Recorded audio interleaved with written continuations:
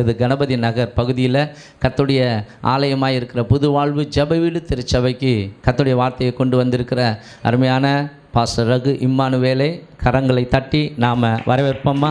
வாங்கய்யா. அல்லேலூயா. ஆண்டவராகிய இயேசு கிறிஸ்துவின் நாமத்தினாலே இந்த புது வாழ்வு சபையில் இருக்கிற யாவருக்கும் என்னுடைய வாழ்த்துக்களை தெரிவித்துக் கொள்கிறேன். கைத்தட்டி கர்த்தருக்கு நன்றி சொல்லுவோம். இப்படி ஒரு நல்ல வாய்ப்பை உங்களோடு கூட இன்றைக்கு கர்த்தருடைய வார்த்தையை பகிர்ந்து கொள்ளும்படி, என்னுடைய வார்த்தையை உங்களோடு கூட இணைந்து கேட்கும்படியாக கர்த்தர் கொடுத்த நல்ல வாய்ப்புக்காக நான் தேவனை ஸ்தோத்திரம் பண்ணுகிறேன். இதுவரைக்கும் உங்கள் பாஸ்டரை பார்த்தது கூட கிடையாது. இன்னொரு போதகர் மூலியமாய் ஒரு அறிமுகம் கிடைத்தது. ஃபோனில் தான் பேசியிருக்கோம். நேற்று இரவு தான் ஃபோனில் அவருடைய குரலையே முதல் முறையாக கேட்டேன். அன்போடு கூட இந்த திருச்சபைக்கு அழைத்து கர்த்தருடைய வார்த்தையை பகிர்ந்து கொடுக்கும்படி இந்த வாய்ப்பை கொடுத்த பாஸ்டருக்கு என்னுடைய வாழ்த்துக்கள். ஆமென் சொல்லுங்களேன். சந்தோஷமாக இருக்கீங்களா? ஹல்லேலூயா. பைபிளில் ஒரு மகிழ்ச்சியின் சபை இருந்தது. அந்த சபை பிலிப்பியர் சபை. சபை பேர் என்னது? பிலிப்பியர் சபை. கர்த்தருக்குள் எப்போதும் சந்தோஷமாக இருங்கள் என்று மறுபடியும் சொல்லுகிறேன். ஆமென் சொல்லுங்களேன். ஆண்டவராகிய இயேசு சொன்னார், உங்கள் துக்கம் சந்தோஷமாய் மாறும், உங்கள் புலம்பல் ஆனந்த களிப்பாய் மாறும். இந்த காலை வேளையிலே ஆண்டவரே நீ எங்களோடு கூட பேசுவீராக. மனுஷ சத்தத்துக்கு அப்பாற்பட்ட ஒரு தெய்வீக சத்தத்தை நாங்கள் கேட்க எங்களுக்கு உதவி செய்வீராக. எங்கள் சிந்தைகளை உமக்கு நேராய் திருப்புகிறோம். எங்கள் இருதயத்தை உமக்கு நேராய் திருப்புகிறோம். எங்கள் கண்களை உமக்கு நேராய் திருப்புகிறோம். பரிசுத்த ஆவியானவரே, நீர் எங்களை ஆளுகை செய்யும்படியாக எங்களை முற்றிலுமாக அர்ப்பணிக்கிறோம் என்று சொல்லி ஹல்லேலூயா. ஆவியே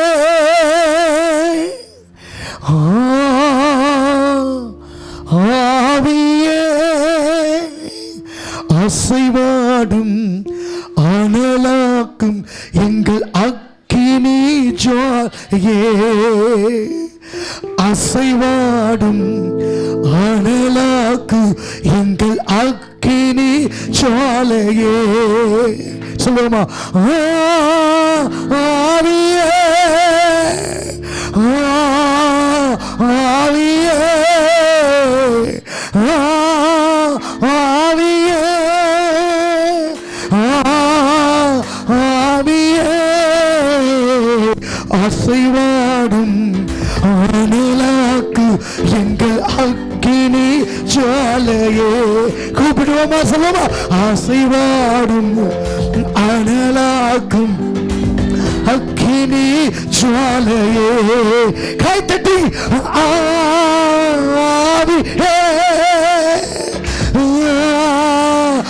ஆவியே ஆவியே ஆவியே அசைவாடும் அனலாக்கு எங்கள் அக்கினி ஜுவாலையே. அக்கினிமயமானவரே, அசைவாய் எங்கள் நடுவே அனலாக்கு எங்கள் அக்கினி ஜுவாலையே. பரிசுத்த ஆவியானவரே, எங்கள் நடுவே இறங்கி வருவீராக. எங்கள் மத்தியிலே வாசம் பண்ணுவீராக. எங்கள் நடுவே அசைவாடுவீராக. எங்களை அபிஷேகம் பண்ணுவீராக. இயேசுவின் நாமத்தினாலே ஒரு வீட்டதில் வல்லமை ஆண்டவர்கள் இந்த காலவேளை எங்கள் மீது நிரப்பும்படியாக உம்மை நாங்கள் உயர்த்துகிறோம் என்று சொல்லி கர்த்தரை பார்த்து ஸ்தோத்திரத்தோடு கூட மகிமைப்படுத்துவோம்.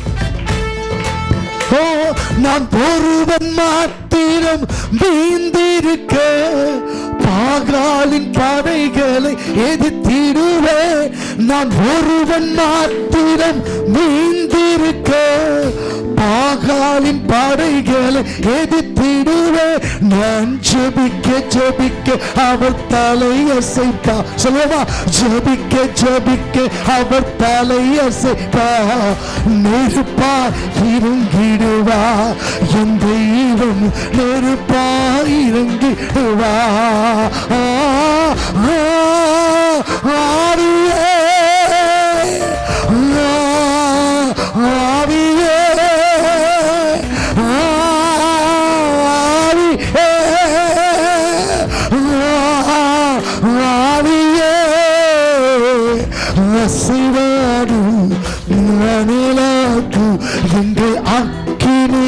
ஜுவாலையே எப்பா அசைவாடும் எலியாவின் தேவனே, எலிசாவின் தேவனே, அக்கினினால் பதில் கொடுக்கிற தேவனே, அசைவாடு அசைவாடு.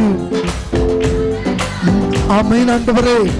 கினி ஜுவாலையே வழிமாறி வழிமாறி கீழ்த்தட்டில் பாடுத்தாடு, வார்த்தை தேவன் நம்மை தொடர்வா, வழிமாறி கீழ்த்தட்டில் பாடுத்தாடு, வார்த்தை தேவன் நம்மை பின்தொடர்வா, நான் கடலின் அலை நோக்கி குதித்தாடு, கடலின் அலை நோக்கி குதித்தாடு, மீனை கொண்டு மீட்பா என் ஜீவனை, மீனை கொண்டு மீட்பா.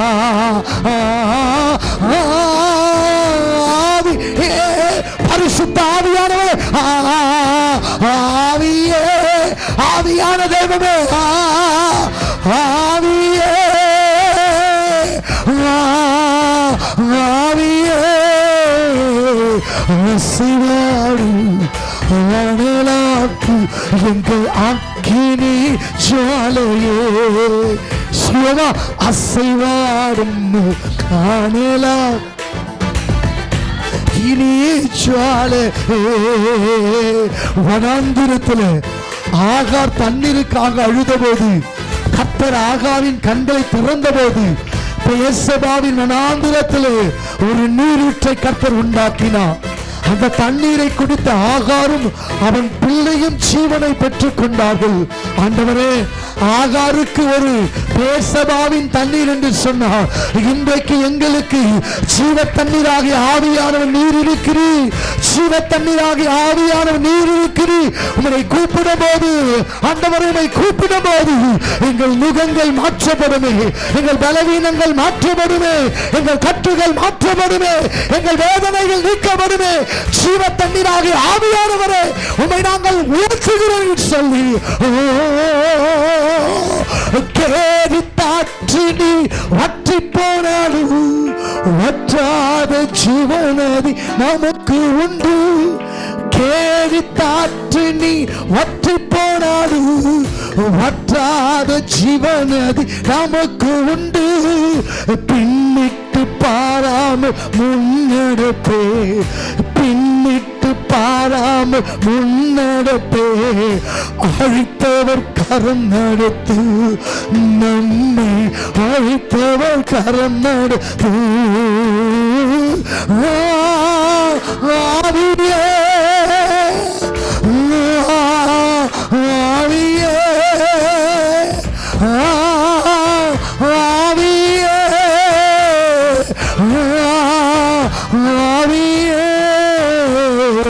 அசைவாடும் அனலாக்கு எங்கள் அக்கினி ஜுவாலை.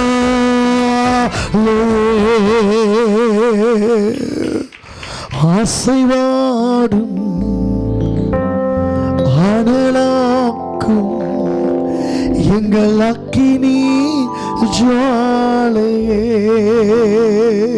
பரிசுத்த ஆவியானவரே, உம்முடைய ஆளுகைக்குள்ளாக எங்களை ஒப்புக் கொடுக்கிறோம்.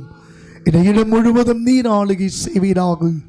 இந்த இடம் முழுவதும் ஆவியானவர் ஆளுகை செய்யும்படி ஒப்புக் கொடுக்கிறோம். எங்கள் இருதயங்களை, எங்கள் சிந்தைகளை, எங்கள் கண்களை, எங்கள் ஆவி ஆத்மா சரீரத்தை ஆவியானவர் ஆளுகை செய்வீராக. எங்களோடு கூட பேசும் ஆண்டவரே, நாங்கள் கேட்கிறோம். இயேசு கிறிஸ்துவின் இனிய நாமத்தில் ஜெபிக்கிறோம் நல்ல பிதாவே. கைத்தட்டி கர்த்தருக்கு ஸ்தோத்திரம் பண்ணுவோம். ஹல்லேலூயா, ஆமென். நம்ம சபைக்கு வரும்போது 2 காரியத்துக்காக தான் சபைக்கு வருகிறோம். ஒன்று, நம்முடைய தேவனை பார்க்கும்படி வருகிறோம். ஹல்லேலூயா சொல்லுங்களேன். நீங்கள் வீட்டிலேருந்து புறப்படும் போது, நான் இன்னைக்கு என் ஆண்டவரை பார்க்க போகிறேன், எனக்கு நன்மை செய்தவர், இந்த வாரம் முழுவதும் என் குடும்பத்துக்கு நன்மை செய்தவர், அவரை நான் பார்க்க போகிறேன். 2வது, என் தேவன் என்னோடு கூட பேசுகிற சத்தத்தை கேட்க போகிறேன். கைத்தட்டி கர்த்தருக்கு ஸ்தோத்திரம் பண்ணுவோம். சபைக்கு வருவது 2 தீர்மானத்தோடு வரணும். நான் அவரை பார்க்க போகிறேன், வேற யாரும் இல்லை, எனக்கு நன்மை செய்த கர்த்தரை நான் பார்க்க போகிறேன். 2வது, அவர் சத்தத்தை கேட்க போகிறேன். இஸ்ரவேல் தேவாலயம், சாலமோன் அந்த தேவாலயத்தை அமைக்கும் போது அதை படிக்கட்ட வித்தியாசமாய் அமைக்கப்பட்டிருந்ததாம். நான் இது வரைக்கும் இஸ்ரவேல் போனதும் இல்லை, சாலமன் கட்டின தேவாலயத்தை நான் பார்த்ததும் கிடையாது. அது நியூரோ ராஜா காலத்தில் அது அழிக்கப்பட்டாச்சு தேவாலயம். அந்த தேவாலயத்தின் படிக்கட்டுகளை சாலமோன் எப்படி அமைச்சார்னா, அந்த படிக்கட்டு கல்லெல்லாம் ஒரு படிக்கட்டு உயரமாக இருக்கும், ஒரு படிக்கட்டு தாழ்வாக இருக்குமா, ஒரு படிக்கட்டு நல்லா இருக்குமா, ஒரு படிக்கட்டு கொஞ்சம் வளைந்து இருக்குமா. இப்போ தேவாலயத்துக்கு வருகிற ஜனங்கள் எல்லாம் என்ன செய்வாங்களாம், பலதரப்பட்ட சிந்தையோடு வந்திருந்தாலும், பலதரப்பட்ட எண்ணங்களோடு கூட வந்திருந்தாலும், அந்த படிக்கட்டில் வரும்போது படிக்கட்டு வித்தியாசமாக இருக்கிறதால அவங்க கவனம் எல்லாம் அந்த படிக்கட்டு மேலே போயிடுமா. அப்போ படிக்கட்டை பார்த்து ஏறிக்கின்னு கவனமாக, எங்கே மிஸ் ஆனால் கால் வலிக்கிட போது பள்ளத்தில் காலை வச்சுட்டு வரும். இப்போ நம்ம படிக்கட்டுலாம் அழகாக இருக்கும், ஒரு அப்படியே பேசினே சபைக்குள்ளே வந்துடலாம், அப்படியே பார்த்துன்னு பேசிக்கினே அப்படியே விசாரிச்சிக்கினே சபைக்குள்ளே உள்ள நுழைஞ்சிடலாம். ஆனால் அந்த ஆலயத்தில் என்ன செய்வாங்களாம், படிக்கட்டில் வந்த உடனே அந்த கவனம் எல்லாம் படிக்கட்டு மேலேயே, அந்த படிக்கட்டை பார்த்து ஏறினே போகும்போது சபைக்குள்ளே போயிடுவாங்களாம். எல்லாருடைய சிந்தையும் ஒரு மனமாகிடும். அது போல் அமைக்கப்பட்டிருந்ததான். தேவ பிள்ளைங்களை, நம்ம தேவனை பார்க்க வருகிறோம், அவர் சத்தத்தை கேட்க வருகிறோம். எடுத்து வாசிக்க கேட்போம். நீதிமொழிகளின் புத்தகம் 21ஆம் அதிகாரம் 31ஆம் வசனத்தை வாசிப்போம். நீதிமொழிகள் 21. குதிரை யுத்த நாளுக்கு ஆயத்தமாக்கப்படும், யுத்த நாளுக்காக ஆயத்தமாக்கப்படும், ஜெயமோ கர்த்தரால் வரும். ஹல்லேலூயா சொல்லுங்களேன், ஆமென் சொல்லுங்களேன். 1 கொரிந்தியர் 15ஆம் அதிகாரம் 57ஆம் வசனம் சொல்கிறது, நமக்கு எல்லாவற்றிலும் ஜெயம் கொடுக்கிற தேவனுக்கு ஸ்தோத்திரம். நீங்களும் நானும் ஆராதிக்கிற தேவன் யார் என்று சொன்னால், நமக்கு ஜெயத்தை கொடுக்கிற கர்த்தர், நமக்கு வெற்றியை தருகிற ஆண்டவர். நம்மை தோற்க வைக்கிற கர்த்தர் கிடையாது, நமக்கு தோல்வியை கொடுக்கிற தேவன் கிடையாது. தேவன் யாருடைய தோல்வியை விரும்புவது கிடையாது. நீங்களும் நானும் ஜெயம் கொள்கிற ஒரு தேவனுடைய பக்கத்தில் இருக்கிறோம். கைத்தட்டி கர்த்தருக்கு ஸ்தோத்திரம் பண்ணுங்க. ஹல்லேலூயா சொல்லுங்களேன், ஆமென் சொல்லுங்களேன். இந்த தேவன் என்றென்றைக்கும் சதா காலங்களிலும் அவர் நம்முடைய தேவன். மரண பரியந்தம் அவர் நம்ம இடத்தை வல்லமையுள்ள தேவனாயிருக்கிறார். இங்கு வேதம் சொல்லுகிறது, குதிரைகள் யுத்த நாளுக்காக ஆயத்தமாக்கப்படுகிறது. எதற்காக என்று சொன்னால், யுத்தத்திலே ஜெயம் எடுப்பதற்காக. யுத்தத்திலே கடந்து போகும்போது, யுத்தத்திலே அவர்கள் செயல்படுத்தப்படும் போது, குதிரைகள் யுத்தத்துக்குள்ளாக யுத்தத்திலே செயல்படுத்தப்படும் போது, அந்த குதிரைகள் மிரண்டு போகாதபடிக்கு, அந்த குதிரைகள் துவண்டு போகாதபடிக்கு, அந்த குதிரைகள் விழுந்து போகாதபடிக்கு, அந்த குதிரைகள் பயந்து போகாதபடிக்கு, யுத்தத்துக்கு போகிற குதிரைகள் எல்லாமே என்ன செய்வார்களா, ராஜாக்கள் அந்த குதிரைகளை ஆயத்தப்படுத்துவார்களாம். ஆமென் சொல்லுங்களேன், ஹல்லேலூயா சொல்லுங்களேன். ஏன் சொன்னா, ஆயத்தமாக்கப்பட்ட குதிரைகள் அந்த யுத்தத்துக்குள்ளாக போகும்போது ஜெயத்தை கர்த்தர் கொடுக்கிறவராயிருக்கிறார். ஆமென், ஹல்லேலூயா. உங்களுக்கும் எனக்கும் ஜெயம் கிழக்கில் இருந்து மேற்கில் இருந்து அல்ல, நம்முடைய ஜெயம் பரத்தில் இருந்து. எத்தனை பேர் சொல்றீங்க ஆமென்? ஆண்டவர் உங்கள் குடும்பங்களுக்கு ஜெயத்தை கொடுக்கிறவராயிருக்கிறார். உங்க வாலிபத்தில் தேவன் உங்களுக்கு ஜெயம் கொள்கிற வாழ்க்கை வாழ கர்த்தர் உதவி செய்கிறவராயிருக்கிறார். தானியேலின் புத்தகம் 6ஆம் அதிகாரம் கடைசி வசனத்தை வாசிக்க கேட்போம். தரியுவின் ராஜ்யபார காலத்திலும் பெர்சியனாகிய கோரேசுடைய ராஜ்யபார காலத்திலும் தானியேலின் காரியம் ஜெயமாயிருந்தது. கோரேசுடைய ராஜ்யபார காலத்திலும் தரியு ராஜ்யபார காலத்திலும் தானியேலின் காரியத்தை கர்த்தர் என்ன செஞ்சவனா, ஜெயமாய் மாற்றினான். இந்த தானியேல் யார் என்று சொன்னால், இஸ்ரவேல் தேசத்திலிருந்து யூதா தேசத்திலிருந்து அடிமையாய் கொண்டு வரப்பட்ட ஒரு மனுஷன்.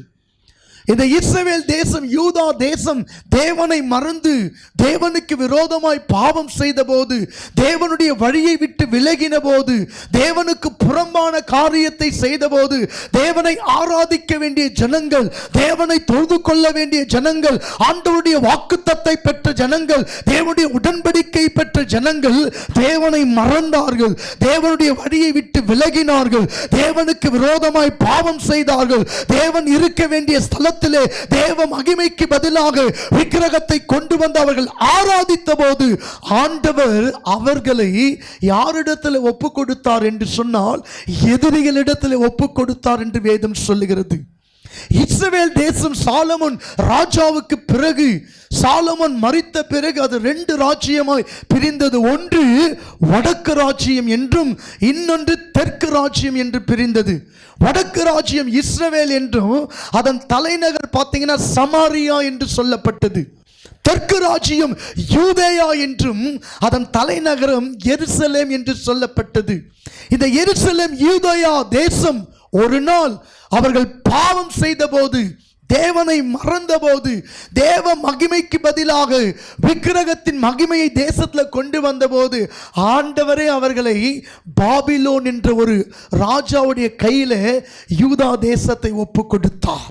சில வேளையில் நம்ம தேவ வழியை விட்டு விலகும் போது, தேவனுடைய பாதையை விட்டு விலகும் போது, தேவ காரியத்தை விட்டு விலகும் போது, தேவன் நம்மை சரி செய்வதற்காக, தேவன் நம்மை ஒழுங்குபடுவதற்காக, தேவன் நம்மை சரியான வாழ்க்கையில் கொண்டு வருவதற்காக சில காரியங்களை தேவன் அனுமதிப்பது அது வழக்கமாக இருந்தது இஸ்ரவேல் காலத்தில்.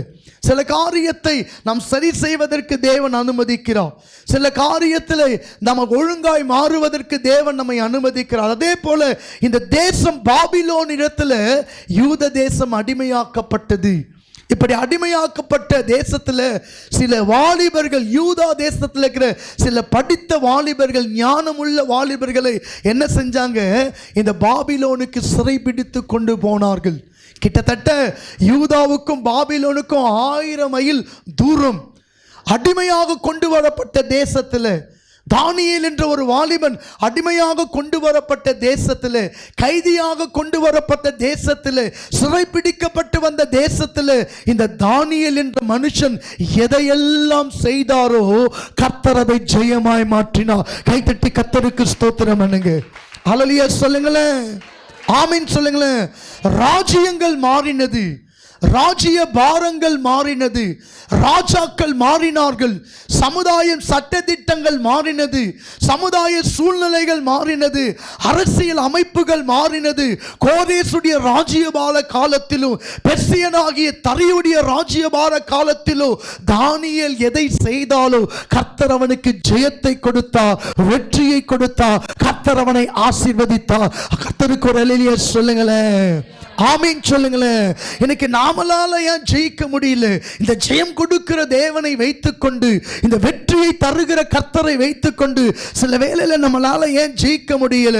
சில பிரச்சனைகளை ஜெயிக்க முடியல, சில சோதனைகளை ஜெயமெடுக்க முடியல, சில போராட்டங்களை ஜெயமெடுக்க முடியல, சில கஷ்டங்களை ஜெயமெடுக்க முடியல. ஆனால் வேதம் சொல்லுகிறது, தானியேல் செய்ததெல்லாம் கர்த்தர் மாற்றினார், ஜெயமாக மாற்றினார். ஆண்டவர் சில குவாலிட்டிகளை நம்ம கிட்ட எதிர்பார்க்கிறோம். ஜெயம் வருவதற்கு முன்பாக, உங்க வீடுகளுக்கு ஆண்டவர் நன்மை செய்வதற்கு முன்பாக ஆண்டவர் சில தகுதிகள், சில குவாலிட்டிகளை எதிர்பார்க்கிறார். ஆண்டவர் தானியேலுக்குள்ள இருந்த ஒரு முதல் குவாலிட்டி என்னன்னு சொன்னா, தானியேல் 1ஆம் அதிகாரம் 8ஆம் வசனத்தை வாசிக்க கேட்போம். தானியேல் ராஜாவின் போஜனத்தினாலும் அவர் பானம் பண்ணும் திராட்சை ரசத்தினாலும் அவன் பானம் பண்ணும் திராட்சை ரசத்தினாலும் தன்னை தீட்டுப்படுத்தலாகாதென்று தன் இருதயத்திலே தீர்மானம் பண்ணிக்கொண்டு தன்னை தீட்டுப்படுத்தாதபடிக்கு பிரதானிகளின் தலைவனிடத்திலே வேண்டிக் கொண்டான். ஆமென் சொல்லுங்களேன். முதலாவது தேவன் தானியேல் கிட்ட எதிர்பார்த்தது, அவன் பாவம் நிறைந்த இடத்துல இருந்தாலும், அவன் பாபிலோன் என்று சொல்லப்படுகிற பாவம், விபச்சாரம், வேசித்தனம், சாராயம், குடி, அசுத்தமங்கள், விக்கிரக ஆராதனைகள், பாவம் நிறைந்த உலகத்துல இருந்தாலும் அவன் அந்த பாவம் தன்னை தீட்டுப்படாதபடிக்கு ஒரு தீர்மானம் எடுத்து கர்த்தருக்காக பரிசுத்தமாய் வாழ்ந்தான். காண்பருக்கு அல்லேலூயா சொல்லுங்களேன், ஆமென் சொல்லுங்களேன். முதலாவது, இந்த உலகத்தின் பாவம் தன்னை தீட்டுப்படுத்தாதபடிக்கு, இந்த உலகத்தினுடைய அசுத்தம் தன்னை தீட்டுப்படுத்தாதபடிக்கு, இந்த உலகத்தில் இருக்கிற சிற்றின்பங்கள், இந்த உலகத்தில் இருக்கிற பாவ காரியங்கள், இந்த உலகத்தில் இருக்கிற பாவ இச்சைகள், இந்த உலகத்தில் இருக்கிற அசுத்தமான காரியங்கள், இந்த உலகத்தில் இருக்கிற விக்கிரக ஆராதனைகள், பாவம் தன்னை தொடாதபடிக்கு தன் இருதயத்தில் தீர்மானம் எடுத்து ஆண்டவருக்காக பரிசுத்தமாய் வைராக்கியமாய் கர்த்தருக்காக வாழ்ந்தான். ஆமென் சொல்லுங்களேன், ஹல்லேலூயா. முதலாவது ஜெயம் வருவதற்கு ஒரு காரணம் வேதம் சொல்லுகிறது, ஆண்டவர் நான் பரிசுத்தராய் இருக்கிறபடியினாலே உங்கள் நடத்தைகள் எல்லாவற்றிலும் நீங்க எப்படி இருங்க, பரிசுத்தமாயிருங்கள். அல்லேலூயா, ஆமென் சொல்லுங்களேன். ஒரு முறை பேதுருவிடத்துல ஆண்டவர் கேட்டாரு, ஜனங்க என்ன யாருன்னு சொல்றாங்கப்பா, ஜனங்க யாரு என்ன சொல்றாங்க? பேதுரு சொன்னாரு, நீ பழைய காலத்து தீர்க்கதரிசியாக எலியான்னு சொன்னாங்க. ஆண்டவருக்கு எலியா ஒரு பெரிய தீர்க்கதரிசி, அக்கினியை இறக்கினவர், 7 அற்புதங்களை செய்தவர், 850 பாகால் தோப்பு தீர்க்கதரிசிகளை வெட்டி போட்டவர். எலியாவின் ஜெபத்துக்கு கர்த்தர் கொடுத்தார். நீ எலியான்னு சொன்னாங்க. ஆண்டவருக்கு அந்த பதில் திருப்தி அடையல. ரெண்டாவது சொன்னாங்க, நீ ஆதி காலத்து தீர்க்கதரிசின்னு சொன்னாங்க. அந்த பதில் திருப்தி அடையல. நீ ஆண்டவர் இன்னொருடைய பழைய தீர்க்கதரிசின்னு சொன்னாங்க. ஆண்டவருக்கு அந்த பதில் திருப்தி அடையல. கடைசியில் பேதுரு சொன்னாரு, நீ தேவகுமாரனாகிய கிறிஸ்து. அப்பதான் ஆண்டவருக்கு திருப்தி வந்தது. உனக்கு மாம்சமும் ரத்தமும் வெளிப்படுத்தல, உனக்கு ஆவியே வெளிப்படுத்திருக்கிறார். பரிசுத்த தேவாவியே வெளிப்படுத்தினார். இன்னைக்கு ஆண்டவர் அற்புதம் செய்கிறவர் என்று அறிந்திருக்கிறோம். ஆண்டவர் சுகம் கொடுக்கிறவர் என்று அறிந்திருக்கிறோம். ஆண்டவர் நல்ல வேலை கொடுக்கிறவர் என்பதை அறிந்திருக்கிறோம். ஆண்டவர் வியாதியில் விடுதலை தருகிறதை அறிந்திருக்கிறோம். திருமணம் ஆகாத என் பிள்ளைக்கு, மகனுக்கு கர்த்தர் திருமணம் செய்து வைப்பார். அவரை தேடினால் திருமணம் கைகூடி வரும், தடை மாறும் என்று அறிந்திருக்கிறோம். ஆண்டவரை தேடினால் வீடு கட்டப்படும், நம்முடைய வாழ்க்கையில் இருக்கிற பிரச்சனைகள் மாறும். ஆண்டவரை தேடினால் சமாதானம் வரும். ஆண்டவரத்தில் போனா சுகம் வரும். ஆண்டவரத்தில் போனா நன்மை வரும். ஆண்டவரத்தில் போனா விடுதலை வரும். ஆண்டவரத்தில் போனா வீடு கட்ட முடியும். ஆண்டவரத்தில் போனா திருமண காரியங்கள் கைகூடி வரும். ஆண்டவரை தேடினால் மலட்டு கர்ப்பங்கள் திறக்கப்பட்டு புத்திர பாக்கியம் வரும். இப்படிதான் ஜனங்கள் அறிந்திருக்கிறார்கள். அவரை சுகம் கொடுக்கிறவராய், விடுதலை கொடுக்கிறவராய், ஆசீர்வாதம் கொடுக்கிறவராய், நன்மை செய்கிறவராய், ஜெயத்தை கொடுக்கிறவராய், அற்புதங்களை செய்கிறவராய், மேன்மை கொடுக்கிறவராய். இப்படிதான் ஜனங்க சுகத்துக்காக, விடுதலைக்காக, ஆசீர்வாதத்துக்காக, நன்மைக்காக, அற்புதத்துக்காக அவர் சுகம் கொடுக்கிறவர் உறுதிதான், விடுதலை கொடுக்கிறவர் உறுதிதான், அற்புதம் செய்கிறவர் உண்மைதான், நன்மை செய்கிறவர் உண்மைதான், உன் பிள்ளைக்கு திருமண காரியங்களை நடத்தி வைக்கிறவர் உண்மைதான், வேலை இல்லாத உனக்கு வேலை கொடுக்கிற உண்மைதான். ஆனா இதை காட்டிலும் நீங்களும் நானும் ஆராதிக்கிறது, அவர் மேன்மையானவர், அவர் பரிசுத்தர். ஹல்லேலூயா. அவர் சுகம் கொடுக்கிறவர் கூட அல்ல. அத்தோடு கூட நிறுத்திடாதீங்க. ஆமென் சொல்லுங்களேன். அவர் விடுதலை கொடுக்கிறவர் மாத்திரமல்ல, அவர் நன்மை செய்கிறவர் மாத்திரமல்ல. ஜனங்க எப்படி இருக்கிறாங்க, அங்க போனா நமக்கு நன்மை நடந்துடும், உண்மைதான். அங்க போனா பிசாசு விடுதலை ஆயிடும். அங்க போனா மந்திர கட்டுகள் அறுக்கப்படும். அங்க போனா பில்லி சுனி ஆவிகள் மாறிவிடும். அங்க போன செய்வினை ஆவிகள் மாற்றப்படும். உண்மைதான், இயேசுவால் எல்லாவற்றையும் செய்து முடிக்க முடியும். ஆனால் இதோடு கூட நம்ம நின்று விடாதபடிக்கு நீங்களும் நானும் ஆராதிக்க தேவன் இதை காட்டிலும் மேன்மையானவர், அவர் பரிசுத்தர். கைதட்டி கர்த்தருக்கு ஸ்தோத்திரம் பண்ணுங்க. ஹல்லேலூயா. எந்த மனுஷனுடைய வாழ்க்கை பரிசுத்தமா இருக்கிறதோ, எந்த குடும்பம் பரிசுத்தமா இருக்கிறதோ, எந்த வாலிபன் பரிசுத்தமா இருக்கிறானோ, எந்த தங்கச்சி பரிசுத்தமா இருக்கிறீரோ, எந்த சகோதரன் பரிசுத்தமா இருக்கிறீர்களோ, வேதம் சொல்லுகிறது, தானியேல் அவன் உலகத்தில் இருந்தாலோ, பாவம் இருந்த இடத்துல இருந்தாலோ, அக்கிரமம் நிறைந்த இடத்துல இருந்தாலோ, அசுத்தம் நிறைந்த இடத்துல இருந்தாலோ, விபச்சாரம், வேசித்தனம், சாராயம், விக்கிரகாராதனை அப்படிப்பட்ட இடத்துல இருந்தாலும் அந்த பாவம் தீட்டு தன்னை தொடாதபடிக்கு தன் இருதயத்தில் தீர்மானம் எடுத்து, நான் ஆராதிக்கிற கர்த்தர் பரிசுத்தர், பரிசுத்தர், பரிசுத்தர், பாவம் தொடாதபடி வாழ்ந்தான். ஆமென். தன்னை பாவம் தீட்டு தொடாதபடி வாழ்ந்தான். ஒரு ராஜா அவனுக்கு இருந்த ஒரு மகனை வளர்த்தான். எப்படி வளர்த்தான் சொன்னா, அந்த மகனுக்கு பாவம்னா தெரியாத வளர்த்தான். அவனுக்கு பாவமே தெரியாத வளர்த்தான். ஒரு முறை அந்த தேசத்துக்கு விரோதமாய் பக்கத்தில் இருக்கிற தேசத்தில் இருக்கிறவர்கள் வந்து அந்த தேசத்தை அடிமைப்படுத்தினார்கள், சிறைப்பிடித்தார்கள், அந்த ராஜாவை கொன்று போட்டார்கள். அவன் பையனை சிறையில் கொண்டு போய் பாதாள சிறையில் அடைத்தார்கள். அப்போ போற்றவர்கள் வந்து கேட்டாங்க, தளபதி அவங்க அப்பாவை கொண்டுட்டீங்க, அந்த தேசத்தில் இருக்கிற எல்லாத்தையும் அழிச்சிட்டீங்க, அந்த பையனை மட்டும் உயிரோடு சிறையில் வச்சுக்கிறீங்களே பாதாள சிறையில், அவனையும் கொண்டுட்டுமா நாங்கள் போயிட்டு அவனையும் நாங்கள் கொலை பண்ணிட்டுமான்னு கேட்டாங்க.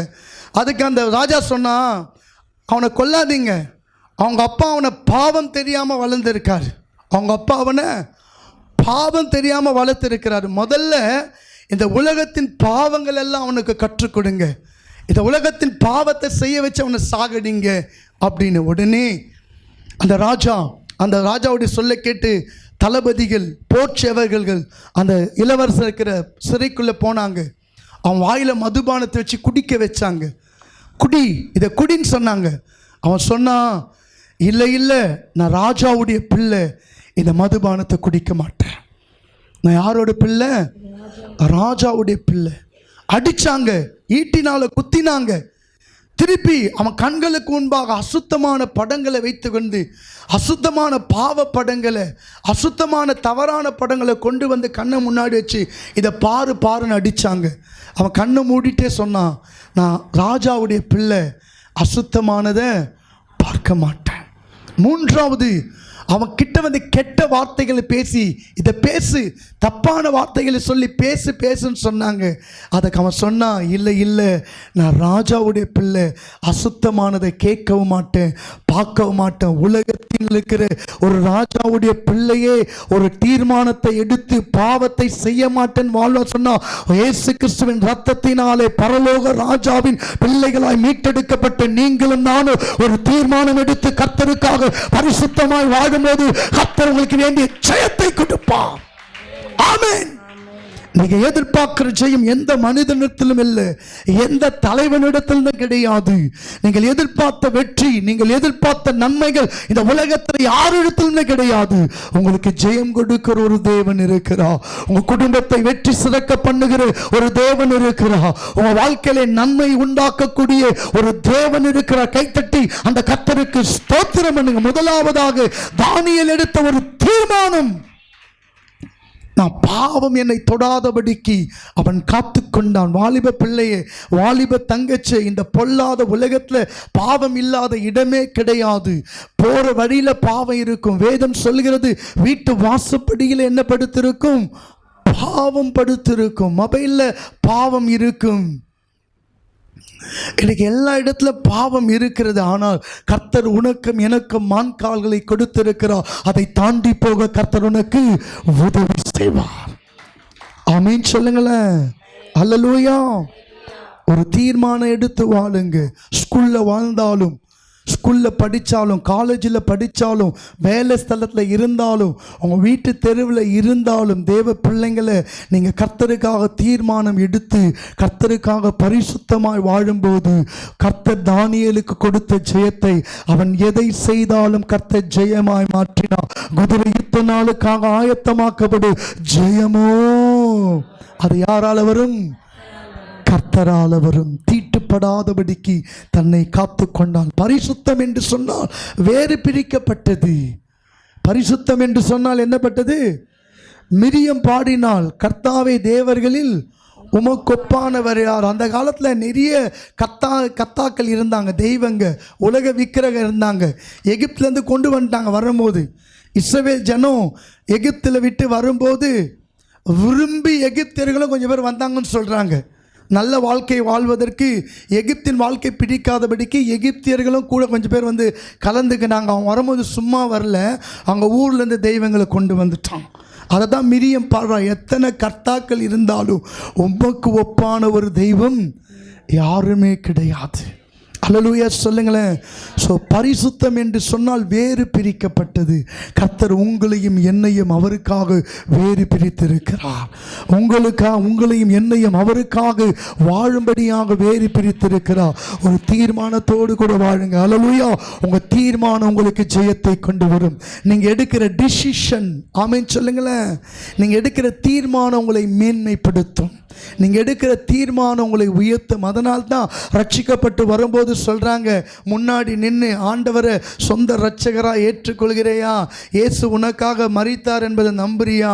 இயேசுவும் பாவத்துக்காக மரித்தார், அவர் ரத்தத்தினால கழுவப்பட்டிருக்கிற இயேசு தான் இனிமேல் உனக்கு சொந்த தெய்வன்னு நம்புறியா? உங்களை என்ன செய்கிறாங்க? ஆல்ட்ருக்காலில் கூப்பிட்டு உங்களை தீர்மானம் எடுக்க வைப்பாங்க. இனிமேல் நான் கர்த்தரை தவிர வேறு யாரையும் வணங்க மாட்டேன். ஞானஸ்தானம் எடுக்கிறதுக்கு முன்னாடி உங்களை என்ன செய்வாங்க? தீர்மானம் எடுக்க வைப்பாங்க. ஞானஸ்தானம் எடுத்தது பிறகு நீ எந்த விக்கிரக ஆராதனையை வணங்கக்கூடாது, படைச்சதை சாப்பிடக்கூடாது, எந்த ஒழுங்காக சபைக்கு வரணும், கரெக்டாக 1ஆம் தேதி திருவிருந்துக்கு வரணும், முதல் நாள் ஞாயிற்றுக்கிழமை மிஸ் பண்ணக்கூடாது, சபை ஆராதனையை மிஸ் பண்ணக்கூடாது, கர்த்தருக்கு கொடுக்க வேண்டிய காலத்தை கரெக்டாக இருக்கணும். நீங்கள் எடுக்கிற தீர்மானம் உங்கள் வாழ்க்கைக்கு மேன்மையும் ஜெயத்தையும் கொண்டு வரும். அல்லேலூயா. ஆமென் சொல்லுங்களேன். நீங்களும் நானும் ஆராதிக்கிற தேவன் நமக்கு நன்மை செய்கிறவர் தான், நம்மை ஆசீர்வதிக்கிறவர் தான், நமக்கு விடுதலை கொடுக்கிறவர் தான், நம்ம நோய்களை சுகமாக்குறவர் தான், நம்ம பிள்ளைகளை உயர்த்துகிறவர் தான். ஆனால் அதற்கு எல்லாவற்றுக்கும் மேலாக அவர் பரிசுத்தர். ஆமென். அல்லேலூயா. ஆமென். முதலாவது பரிசுத்தத்தை காத்து கொண்டான். தானியேலுக்கு கர்த்தர் ஏன் ஜெயத்தை கொடுத்தாரு? புற தேசத்தில் இருந்தாலும் ராஜாக்கள் மாறினாலும் ஏன் கொடுத்தாருன்னா, அவர் ராஜாவுடைய போஜனம், பாபிலோன் ராஜாவுடைய போஜனத்தில் என்ன இருக்குமா? சாராயம் இருக்குமா? அது விக்கிரகத்துக்கு படைக்கப்பட்டு வருமா? இவங்க சாப்பிட்றதுக்கு முன்னாடி எங்கேருந்து வரும்? ராஜா போஜனம்னா எப்படி இருக்கும்? தாம் தூம், ஒரு ராஜா சாப்பிட்ற சாப்பாடு. ஆனால் அதுக்கு முன்பாக சொல்கிறாங்க, அது விக்கிரகத்துக்கு படைக்கப்பட்டு அதில் சாராயம் இருக்குமா, அதில் கொடுப்பாங்களாம். தானியேல் பாருங்க, அவன் தேவ பிள்ளை என்பதை மறக்கவே இல்லை. நான் கடவுளுடைய பிள்ளை, ஆமென் சொல்லுங்களேன். நான் எங்கே இருந்தாலும் என் ஆண்டவர் பரிசுத்த, என் பரிசுத்தத்தை நான் என்ன செய்ய மாட்டேன், கெடுத்து கொள்ள மாட்டேன். அந்த தீர்மானம் தான் தானியேலுக்கு ஜெயத்தை கொடுத்தது. உங்கள் வீடு பரிசுத்தமாக இருக்கும்போது கர்த்தர் உங்களுக்கு ஜெயத்தை கொடுப்பார். வாலிப தம்பி, உன் வாழ்க்கை பரிசுத்தமாக இருக்கும்போது கர்த்தர் ஜெயத்தை கொடுப்பார். அல்லேலூயா சொல்லுங்களேன். ஆமென் சொல்லுங்களேன். ஆண்டவராகிய இயேசு ஒரு வாலிபர். அவர் இந்த உலகத்தில் பார்க்காத சவாலே கிடையாது. இயேசு கிறிஸ்து இந்த உலகத்தில் பார்க்காத சவாலே கிடையாது. அவர் டைரெக்டாக அப்படியே கடவுளாக அந்த பூமியில் வந்தில்லை. அவர் ஒரு மனிதனைப் போல உருவாகி, ஒரு மனுஷன் பட்ட பாடுகள், கஷ்டங்கள், வேதனைகள், ஒரு மனுஷனுக்கு இருக்கிற பசி, பஞ்சம், தூக்க இன்மை, ஒரு மனுஷனுக்கு உடை எல்லாமே அவருக்கு தேவைப்பட்டது. சாதாரண இந்த உலகத்தில் நம்மளை போல ஒரு மனுஷனாக வாழ்ந்து இந்த உலகத்தில் வருகிற பிரச்சனைகள், பாடுகள், கஷ்டங்கள், உபத்திரவங்கள், தேவைகள், நிந்தைகள் எல்லாமே ஆண்டவருக்கு தெரியும். அதை எல்லாவற்றையும் கர்த்தர் ஜெயித்தான்னா உனக்கு கர்த்தர் ஜெயிக்க உதவி செய்வார். அல்லேலூயா. ஆமென் சொல்லுங்களேன். அல்லேலூயா. ஐயா நான் கஷ்டப்படுறேன்னு சொல்ல, உன் கஷ்டத்தை கர்த்தருக்கு தெரியும். அவர் அந்த கஷ்ட வழியாக தான் போய்கிறார். அல்லேலூயா. அவர் பிறந்த ஏசி ரூம்லேயோ ஏசி கார்லேயோ அவர் பெரிய ஃப்ளைட்லேயோ சொகுசாக வாழ்ந்துட்டு போல. ஆமென் சொல்லுங்களேன். அவர் கஷ்டம் நஷ்டம் எல்லாத்தையும் பட்டு தான் ஒரு மனுஷனை போல எல்லாத்தையும் அனுபவித்தான் போகிறார். அவர் அழுதார் என்று வேதம் சொல்லுகிறது. அவருக்கு அழவும் தெரியும். ஆமென் சொல்லுங்களேன். அவர் அற்புதம் செய்யவும் தெரியும், உன்னை தேற்றவும் தெரியும், உன்னை கர்த்தர் பலப்படுத்தவும் தெரியும். கைத்தட்டி கர்த்தருக்கு ஸ்தோத்திரம் பண்ணுங்க. அல்லேலூயா. ஆமென் சொல்லுங்களேன். அதனால தான் சொன்னார், உலகத்தில் உபத்திரம் உண்டு, ஆனாலும் தினங்கள் உலகத்தை ஜெயித்தனா உன்னோடு கூட இருக்கிறேன். எதை ஜெயித்தாரா? உலகத்தை ஜெயித்தார். உலகத்தில் எல்லாமே இருக்கு. கஷ்டம், நஷ்டம், வேதனை, பாடு, துன்பம், பண கஷ்டம், மன கஷ்டம், சரீர கஷ்டம், பிசாசுடைய பிரச்சனைகள். ஆண்டு சொல்கிறார், இதெல்லாம் ஜெயிச்சிட்டு தாமா நான் வந்திருக்கிறேன். அல்லேலூயா. அந்த தேவன் உன்னோடு கூட இருக்கிறேன், நீ பயப்படாது, நான் உனக்கு ஜெயத்தை கொடுப்பேன். அல்லேலூயா. உன் குடும்பத்துக்கு கர்த்தர் ஜெயத்தை கொடுப்பா. நீ எதிர்பார்த்த காரியத்தில் கர்த்தர் ஜெயத்தை கொடுப்பா. உன் வேலையில் கர்த்தர் ஜெயத்தை கொடுப்பா. உன் எக்ஸாமில் கர்த்தர் ஜெயத்தை கொடுப்பா. அருமையான தம்பி, உன்னுடைய இன்டர்வியூவில் கர்த்தர் ஜெயத்தை கொடுப்பா. உங்கள் வியாபாரத்தை கர்த்தர் ஜெயத்தை கொடுப்பார். நீங்கள் அவருக்காக பரிசுத்தமாய் வாழும்போது, பரிசுத்தத்தோடு கூட இருக்கும்போது கர்த்தர் அந்த ஜெயத்தை கொடுப்பார். எடுத்து வாசிப்போம். யாத்ரா புத்தகம் 17ஆம் அதிகாரத்தை எடுத்துக்கொள்வோம். இரண்டாவது ஜெயம் எப்படி நமக்கு கிடைக்கும்? யாத்ரா புத்தகம் 17ஆம் அதிகாரத்தினை திருப்பிக் கொள்வோம்.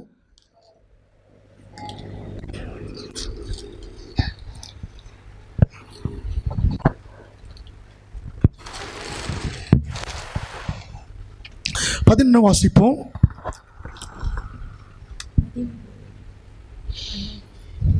மோசேயின் கைகள் அசந்து போயிற்று.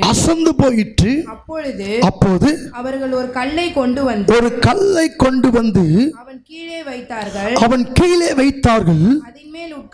அதன் மேல் உட்கார்ந்தான். ஆரோனும் ஊரும் ஒருவன் ஒரு பக்கத்திலும்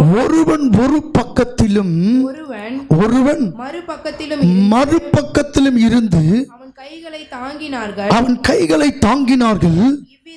இவ்விதமாய் அவன் கைகள் சூரியன் அஸ்தமிக்கும் வரைக்கும் ஒரே நிலையாய் இருந்தது.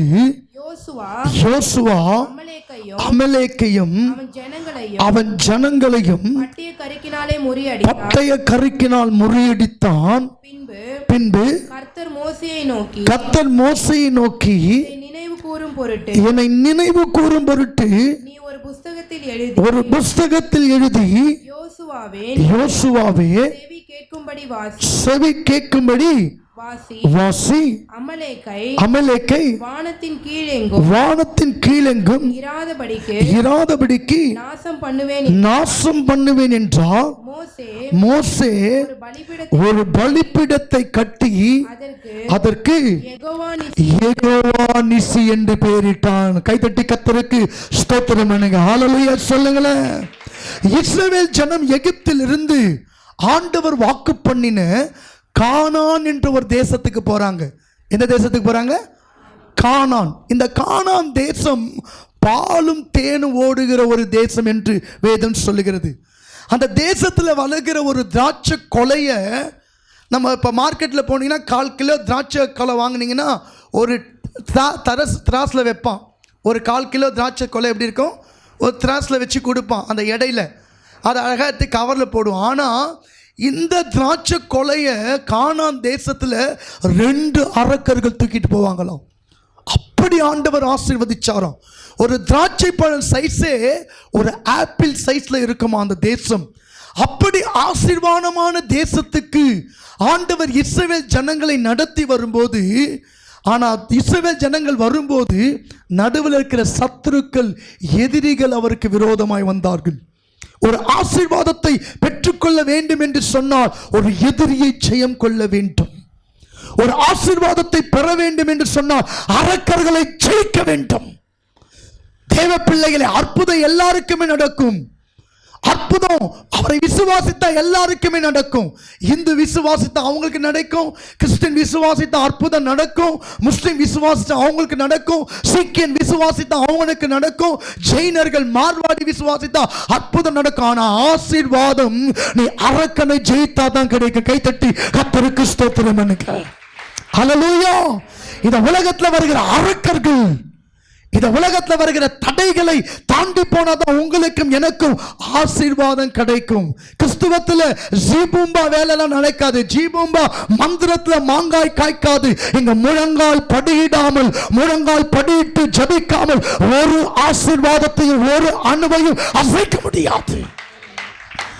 இஸ்ரவேல் ஜனங்க ஆண்டோடைய வார்த்தை கேட்டு வாக்குத்தத்த தேசத்துக்கு போறாங்க. கர்த்தர் உங்களுக்கு வாக்கு கொடுத்திருப்பா, உன்னை ஆசீர்வதிப்பேன் சொல்லியிருப்பா, உனக்கு நன்மை செய்வேன் சொல்லியிருப்பா. போதகர் மூலியமாய் மாதத்தில் வாக்குத்தத்தம், வருஷத்துல வாக்குத்தத்தம், வாரமான வாக்குத்தத்தம், நல்ல வார்த்தைகளை உங்கள் பாஸ்டர் கொடுத்து உங்களை ஆசீர்வாதத்துக்கு நேராக நடத்தி கொண்டு போவா. ஆனா இந்த ஆசீர்வாதம் கிடைக்கணும்னா நீங்க அரக்கர்களை ஜெயிக்க வேண்டும், எதிரிகளை ஜெயிக்க வேண்டும், சாத்தானை ஜெயிக்க வேண்டும், பிசாசை ஜெயிக்க வேண்டும். கர்த்தர் வைத்திருக்கிற நன்மைக்கு, கர்த்தர் வைத்திருக்கிற இடத்துக்கு நீங்க போக வேண்டும் சொன்னா நடுவில் வருகிற அரக்கர்கள் சாத்தானை ஜெயிக்க வேண்டும். அதுக்கு ஆண்டவர் சொல்றாரு, அமலேக்கியர்கள் இஸ்ரவேல் ஜனங்களுக்கு விரோதமாக யுத்தம் பண்ண வந்தபோது வேதம் சொல்லுகிறது, மோசே தன் 2 கைகளை உயர்த்தி கர்த்தருக்கு நேராய் உட்கார்ந்தான். ஆமென் சொல்லுங்களேன். அல்லேலூயா. மோசையின் கைகள் கர்த்தருக்கு நேராய் உயர்த்தப்பட்டிருந்தது. ஒரு பக்கம் ஊரும் ஒரு பக்கம் ஆரோனும் மோசையின் கைகளை உயர்த்தி பிடித்திருந்தார்கள். இது என்ன தெரியுமா அர்த்தம்?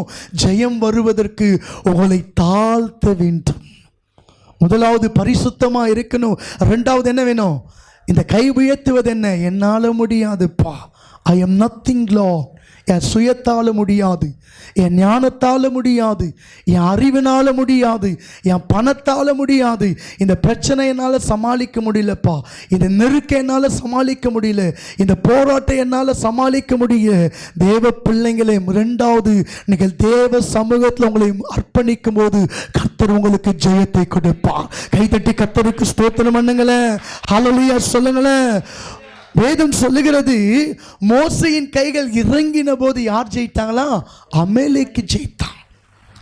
ஒரு கையில ஜெபம், இன்னொரு கையில விசுவாசம்.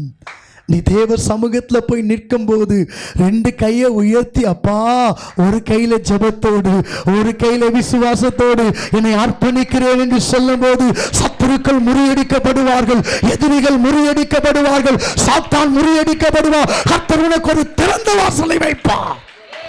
அர்ப்பணிக்கும் போது சகைக்கு ஒரு ஆசை வந்தது.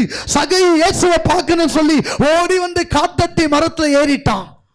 மரத்தில் ஏறி உட்கார்ந்து இருந்தான். அங்க வந்து இயேசு சொன்னார், சகைவே, நான் உன் வீட்டுக்கு வரணும்னு சொன்னா, நான் வீட்டில் வந்து தங்கணும்னு சொன்னா, நான் உன் வீட்டில் வந்து வாசம் பண்ணணும்னு சொன்னா, நீ எதிர்பார்த்த காரியத்தை செய்யணும்னு சொன்னா, சகைவே நீ இறங்கி வா, உன்னை தாழ்த்து இறங்கி வந்து நீ கீழே இறங்கி வா. உன் பிடிவாதத்தில் இருக்காத, உன் கசப்பான இருதயத்தோடு இருக்காத. பிடிவானம் பிசாசு குணம்,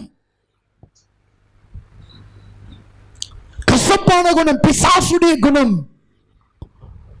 பெருமை, நான் பேச மாட்டேன், நான் போக மாட்டேன், அவங்க கிட்ட நான் வச்சுக்க மாட்டேன், அவங்களுக்கு எனக்கு சம்பந்தம் கிடையாது. சுயம், மாம்சத்தின் கிரியைகள் அழிக்கப்பட வேண்டும். வேதம் சொல்லுகிறது, மோசே உயர்த்துவதற்கு காரணம் என்ன? சரண்டர். சில இதுல பாத்தீங்கன்னா சின்ன வயசுல கடைசியில் துப்பாக்கி என்ன சொல்லுவாங்க? I am surrendered. மோசேக்கும் யோசுவாவுக்கும் ஒரு நல்ல பழக்கம் இருந்தது. மோசேக்கும் யோசுவாக்கும் எப்பெல்லாம் பிரச்சனை வருது அப்பெல்லாம் என்ன செய்வாங்க? உபவாசம் எடுத்து போய் சணல் நூல் தடித்து மேலே சாம்பலை புழுதி எடுத்து போட்டு வஸ்திரத்தை கிழிச்சுக்குவாங்களாம். ஆழி பட்டணத்தில் இஸ்ரவேல் ஜனங்கள் தோற்கடிக்கப்பட்ட போது, ஆழி ஜனத்தில் இஸ்ரவேல் ஜனங்கள் தோல்வி சந்தித்த போது, யோசுவா தேவ சமூகத்தில் போய் உட்கார்ந்து சாம்பல்ல உட்கார்ந்து அழுவுறாரு. சாம்பலை போட்டு வஸ்திரத்தை கிழித்து, நான் புழுதியும் சாம்பலான மனுஷன் தன்னை தாழ்த்தின போது கர்த்தர் ஆழி பட்டணத்தை ஜெயமாய் கொடுத்தார். இன்றைக்கு ஜெயம் உன்னை தாழ்த்தும் போது, தேவ சமூகத்தில் உன்னை அர்ப்பணிக்கும் போது, ஒரு கையில ஜபத்தோடு ஒரு கையில விசுவாசத்தோடு கர்த்தருடைய சமூகத்தில் வந்து ஆண்டவரை தேடும் கர்த்தர் அதுக்குண்டான ஜெயத்தை கொடுப்பார். ஆமென். மோசே கைகளை இறங்கின போது அமலேக்கு ஜெயித்தான். எப்பவும் வாழ்க்கையில ஜபம் விசுவாசம் குறைந்தோ பிசாசு உன்னை ஜெயிக்கிறான். எப்போ ஜபம் விசுவாசம் உயர்ந்தோ நீ பிசாசு ஜெயிக்கிற. கைதட்டி கர்த்தருக்கு ஸ்தோத்திரம் பண்ணு. உங்க குடும்பத்தில் பிரதர், அருமையான பிரதர், அருமையான அண்ணா, அருமையான தங்கச்சி, அருமையான சிஸ்டர், எப்போ வாழ்க்கையில ஜபம் குறையுதோ, எப்போ வாழ்க்கையில ஆண்டவரை தேட வேணாம், சபைக்கு போக வேணாம், கர்த்தருக்கு கொடுக்க வேணாம், ஆண்டவரை விசுவாசிக்க வேணாம், எப்போ வாழ்க்கையில ஜபம் குறையுதோ, எப்ப நீங்க ஆண்டவரை தேடுவதை விட்டு விடுறீங்களோ, எப்ப விசுவாசம் குறையுதோ பிசாசு உங்களை ஜெயிக்கிறான். அமலேக்கு ஜெயிக்கிறான். அரக்கன் என்பவன் டைரக்டா வந்து ஒரு பெரிய முடியை விரிச்சு அப்படியே 10-20 பல்ல வச்சுக்கின்னு அப்படியே ரெட்டிஷா கண்ணை வச்சுக்கின்னு ஒரு கருத்த உருவமா நான் தான் பேய், நான் தான் அரக்கன் வந்து உன்னை நிற்க மாட்டான். அமலேக்கு உன் மாம்சத்தில் விழுந்து எழும்புவான், உன் சுயம் எழும்பும், உன் மாம்சத்தில் இருந்து இச்சைகள் எழும்பும், உன் சிந்தையில எழும்பும், உன் கண்களில எழும்பும், உன் சரீரத்தில் இருந்து கர்த்தருக்கு விரோதமாய் பிரியமில்லாத காரியத்தை செய்யும்படியாக, உன் ஆசீர்வாதத்தை கெடுக்கும்படியாக சரீரத்திலிருந்து எழும்புது பாருங்க அமலேக்கு. அதை ஜெயிக்கணும். அரக்கன் நேரடியாக வர மாட்டான். உன் சிந்தையில கர்த்தரை தேடாது, நல்லா தூங்கு. வேலைக்கு போயிட்டு வந்து ஞாயிற்றுக்கிழமை ஒரு நாள் தானே கிடைக்குது, நல்லா தூங்கு. எதுக்கு ஆலயத்துக்கு போகணும்? தூங்கு நல்லா. நைட் ஷிஃப்ட் முடிச்சுட்டு வந்தால இப்போ தானேப்பா வந்து 5 மணிக்கு தூங்குப்பா. எதுக்கு ஆலயத்துக்கு போகணும்? எதுக்கு கர்த்தருக்கு கொடுக்கணும்? ஏன் தரித்திரம், ஏன் பஞ்சம்? எனக்கு கொடுத்து சோதித்து பாருங்கள், அப்போது பாலத்தின் பலகணிகளை திறந்து இடம் கொள்ளா மட்டும் உன்னை ஆசீர்வதிப்பேன். தசம பாகத்தை வஞ்சித்து ஒளிச்சு வைக்கிற ஆளை பிசாசு ஜெயிக்கிறான் அர்த்தம். இரண்டாவது ஜெயம் கொடுப்பதற்கு ஒரு காரணம், மோசேயின் கைகள் உயர்த்தின போது அமலேக்கு முறியடிக்கப்பட்டான். ஒரு கையில் விசுவாசம், ஒரு கையில் ஜெபம். தன்னை தாழ்த்தின போது, அர்ப்பணித்த போது கர்த்தர் ஜெயத்தை கொடுத்தார். யெகோவா நிசி என்று பெயரெடுத்தான். தானியேல் தன்னை தீட்டுப்படாதபடி காத்து கொண்டான். பாவம் தன்னை தொடாதபடி காத்து கொண்டான். தேவ பிள்ளைங்களை உங்கள் வாழ்க்கையில் ஒன்றை மறக்கக்கூடாது, அவர் பரிசுத்தர். அல்லேலூயா, ஆமென் சொல்லுங்களேன். அவருடைய பிள்ளையாக இருக்கிற நானும் எப்படி இருக்கணும்? பரிசுத்தமாக இருக்க வேண்டும். ஜபம் குறையக்கூடாது. ஜபம் இல்லாத வீடு கூரை இல்லாத வீடு. தானியேல் தான் முன்பு செய்து வந்தபடி என்ன செஞ்சான்? எருசலேமுக்கு நேராக தன் கரங்களை உயர்த்தி ஜபம் பண்ணினான். அந்த தேசத்தில் திட்டம் போட்டுட்டாங்க, ராஜாவை தவிர வணங்கக்கூடாது, 3 நாளைக்கு ராஜாவை தவிர எந்த தெய்வத்தையும் வணங்கக்கூடாது. ஆனால் தானியேல் ஜபத்துக்கு திட்டம் வச்சுட்டு இருந்தான். கரெக்டாக அவர் முன்பு செய்து வந்த போல பலகணிகள் திறந்திருக்க ஜபம் பண்ணினான். உங்கள் குடும்பத்தில் ஜபத்துக்கு நேரம் இருக்கா? உங்கள் வீட்டுக்குள்ளே ஒரு பலிப்பீடம் இருக்கா? தேவனை தொழுது கொள்வதற்கு, நீங்கள் ஆண்டவர் சமூகத்தில் போய் துதிப்பதற்கு நேரம் இருக்கா? அதை மறந்துடவே போயிடாதீங்க. கிறிஸ்துவர்களின் ஜபத்தையும் பிரிக்கக்கூடாது. ஒரு கால் ஜபன்னா ஒரு கால் வேத வசனம். இது 2 குறைவாக இருந்தால் நீ ஆவிக்குரிய முடும். கிறிஸ்தவர்களுக்கு ஒரு கால் ஜபம், ஒரு கால் வேத வசனம். இது சரியாக இருந்தால் நீங்கள் போக வேண்டிய இடத்துக்கு சரியாய் போய் சேருவீங்க. கைத்தட்டி கர்த்தருக்கு ஸ்தோத்திரம் பண்ணுங்க. அல்லேலூயா சொல்லுங்களேன். ஆமேன். எப்போ உங்கள் விசுவாசம், உங்கள் ஜபம் குறைத பிசாசு ஜெயிக்கிறான். எப்போ உங்கள் விசுவாசம் ஜபம் அதிகமாக இருக்கும், நீங்கள் சாத்தானே ஜெயிக்கிறீங்க. அமலேக்கு வெளியிலேருந்தும் வருவான், உங்கள் உள்ளத்துலேருந்தே வருவான். அமலேக்கு உங்களுக்கு தப்பான ஆலோசனையை உங்களுக்குள்ளேருந்தே கொடுப்பான். பாவம் என்று தெரிஞ்சு கூட பாவம் செய்வாங்கப்பா, தெரியுமா? பாவம் தெரியும், ஆனால் பாவம் செஞ்சுட்டு போய் மன்னிப்பு கேட்போம். அந்த பாவத்தை தூண்டு செய்தார் அமலேக்காவி. அமலேக்கை வெட்டி போடு. ஆண்டவர் சொன்னார், உன் மாம்சத்தில் கர்த்தருக்கு விரோதமாக எழும்புகிற 2 கொரிந்தியர் 5:17 சொல்லுகிறது, ஒரு க்குள் இருந்தால் புது சிருஷ்டியாக இருக்கிறான், பழையவையெல்லாம் என்ன செய்தது? ஒழிந்து போனது. கைத்தட்டி கர்த்தருக்கு ஸ்தோத்திரம் பண்ணுவோம். கடைசியாக ஒரு வசனத்தை சொல்லி முடிப்போம். எடுத்து வாசிப்போம். நியாயாதிபதிகள் புத்தகம் 11ஆம் அதிகாரம் 11ஆம் வசனம் வாசிப்போம். அப்பொழுது யெப்தா கீலேயாத்தின் மூப்பரோடே கூட போனான். ஜனங்கள் அவனை தங்கள் மேல் தலைவனும் சேனாபதியுமாக வைத்தார்கள். யெப்தா தன் காரியங்களை எல்லாம் மிஸ்பாவிலே கர்த்தருடைய சந்நிதியிலே சொன்னான். அல்லேலூயா சொல்லுங்களேன். ஆமென் சொல்லுங்களேன். ஆமா, 11:1 வாசிமா. நியாயாதிபதிகள்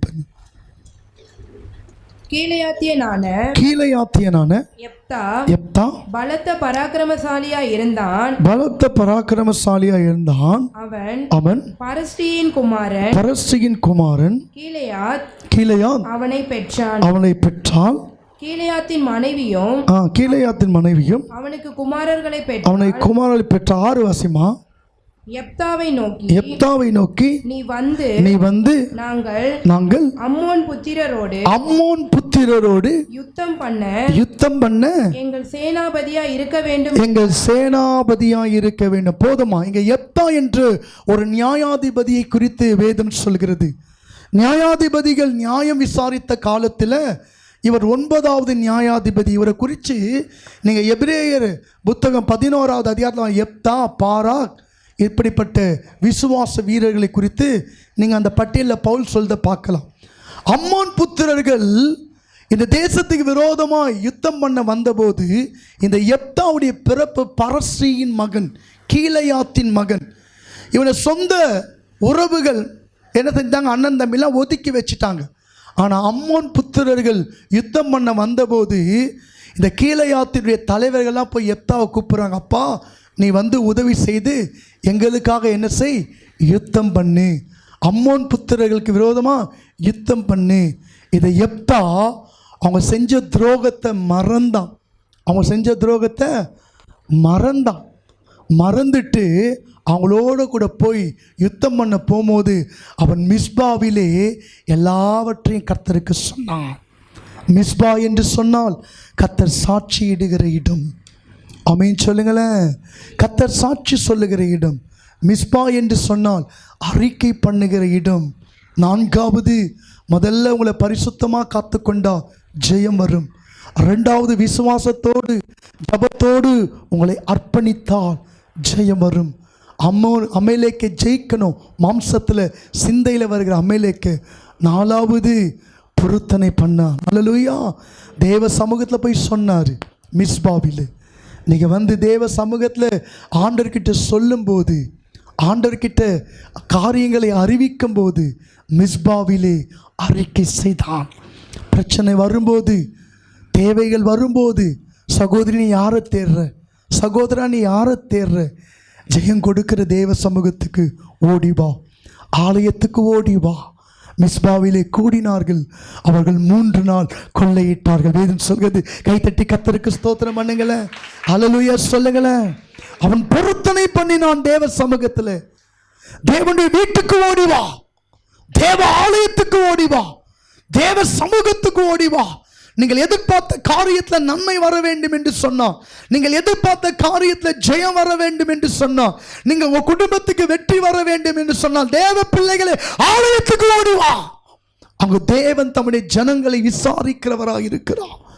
ரூத்தும் நகோமியும் பெத்லகேமிலே தேவன் தம்முடைய ஜனங்களை சந்திக்கிறார் என்று கேள்விப்பட்ட போது மோவாப் தேசத்தில் இருந்த ரூத்துவும் நகோமியும் எல்லாவற்றையும் இழந்த சூழலில், எல்லாவற்றையும் கைவிடப்பட்ட நிலைமையில் எல்லாவற்றையும் இழந்து, நிற்கதியா கணவனை இழந்து, நன்மையை இழந்து, ஆசீர்வாதத்தை இழந்து, சுகத்தை இழந்து, தனிமையில் இருந்தபோது கர்த்தர் தம்முடைய ஜனங்களை பெத்லகேமிலே விசாரிக்கிறார் என்று சொன்னபோது அவர்கள் பெத்லகேமுக்குள்ளே வந்தார்கள். கைதட்டி கர்த்தருக்கு ஸ்தோத்திரம். இஸ்ரவேல் தேவனாகிய கர்த்தருடைய சேட்டைகளுக்குள் அடைக்கலமாய் வந்து உங்களுக்கு அவராலே பலன் உண்டு. தேவாலயத்துக்கு தேடி வா. அவரை தேடுகிறவர்களுக்கு ஒரு நன்மையும் குறைபடாது. தேவைகள் வரும்போது நீ யாரை தேடுறமா? நீங்க யாரை தேடுறீங்க? பிரச்சனை வரும்போது யாரை தேடுறீங்க? நெருக்கப்படும் போது யாரை தேடுகிறீர்கள்? கஷ்டப்படும் போது யாரை தேடுகிறீர்கள்? எதிரிகள் வரும்போது யாரை தேடுகிறீர்கள்? போராட்டம் வரும்போது யாரை தேடுகிறீர்கள்? வேதம் சொல்கிறது, கர்த்தருடைய ஆலயமாக மிஸ்பாவுக்கு ஓடி வா. அங்க வந்து பொருத்தனை பண்ணு, உங்க காரியத்தை சொல்லு. தாவீது சொல்லுகிறார், கர்த்தர் ஆலயத்தில் இருக்கிறார், அவர் சிங்காசனம் பரலோகத்தில் இருக்கிறது. கர்த்தர் ஆலயத்திலே தம்முடைய ஜனத்தின் சத்தத்தை கேட்கிறார். கைத்தட்டி கர்த்தருக்கு ஸ்தோத்திரம் பண்ணு. ஹல்லேலூயா. தேவாலயத்துக்கு வா. அங்கே உன் பொருத்தனைகள் கேட்கப்படும், அங்கே உன் விண்ணப்பங்கள் கேட்கப்படும், அங்கே உன் வேண்டுதல்கள் கேட்கப்படும், அங்கே உன் ஜெபங்கள் கேட்கப்படும், அங்கே உன் கண்ணீர்கள் பார்க்கப்படும். இந்த ஆலயத்தில், இந்த ஸ்தலத்தில் ஏறெடுக்கிற விண்ணப்பங்களுக்கு, ஜெபங்களுக்கு என் கண்கள் காண்கிற வண்ணமா, என் செவிகள் திறந்த வண்ணமா இருக்குன்னு சொன்னாரு.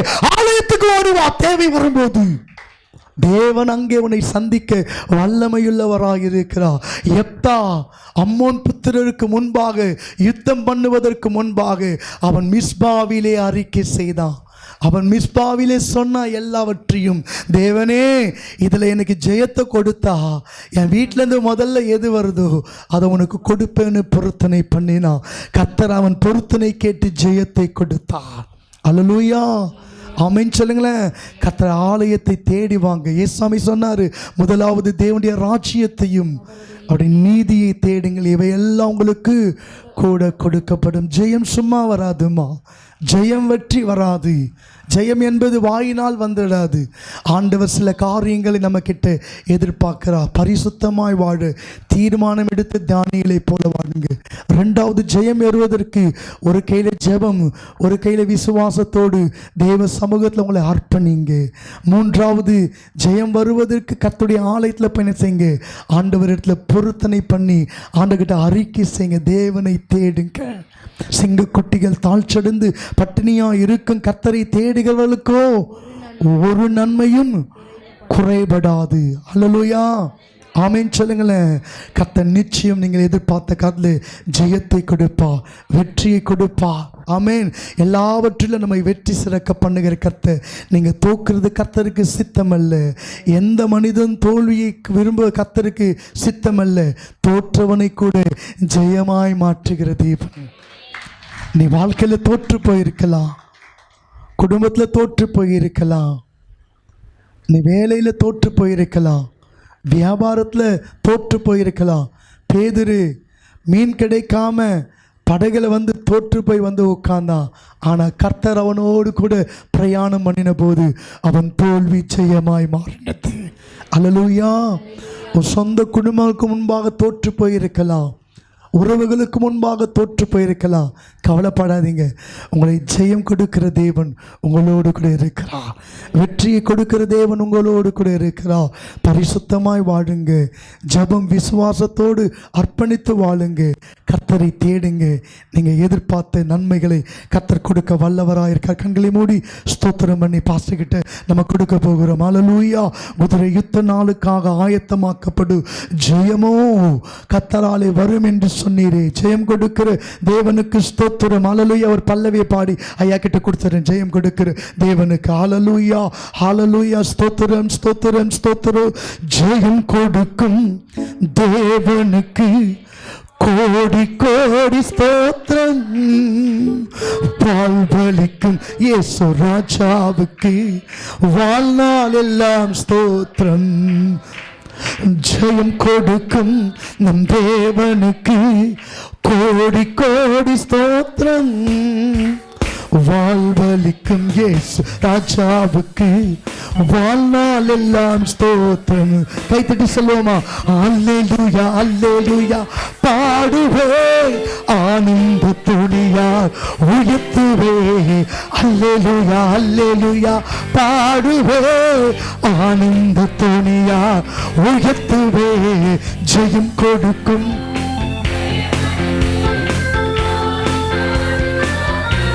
வாழ்வளிக்கும்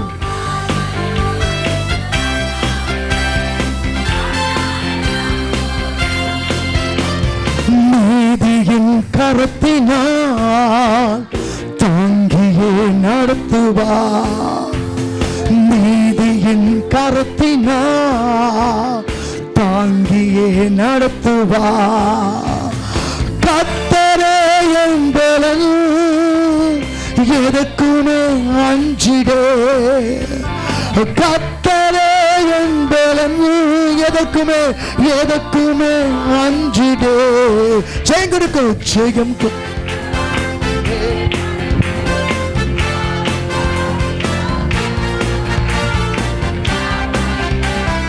ராஜாவுக்கு வாழ்நாள் எல்லாம் ஸ்தோத்திரம். ஜெயங்கொடுக்கும் நம் தேவனுக்கு கோடி கோடி. அப்படி எழுந்து நின்று பாடலாமா? வாழ்வளிக்கும் இயேசு ராஜாவுக்கு வாழ்நாள் எல்லாம் ஸ்தோத்திரம். அற்புதம் செய்பவர், அகிலம் படைத்தவர். அற்புதம் செய்பவர், அகிலம் படைத்தவர். யுத்தத்தில் வல்லவர், மீட்பர் ஜெயிக்கிறார். யுத்தத்தில் வல்லவர், மீட்பர் ஜெயிக்கிறார். ஜெயங்கொடுக்கும் ஆஹா ஓஹோ வாழ்வளிக்கும் இயேசு ராஜாவுக்கு வாழ்நாள் எல்லாம் ஸ்தோத்திரம். ஜெயங்கொடுக்கும் நம் தேவனுக்கு வாழ். குதிரைகள் யுத்த நாளுக்காக ஆயத்தமாக்கப்படும். ஜெயமோ கர்த்தரால் வரும்.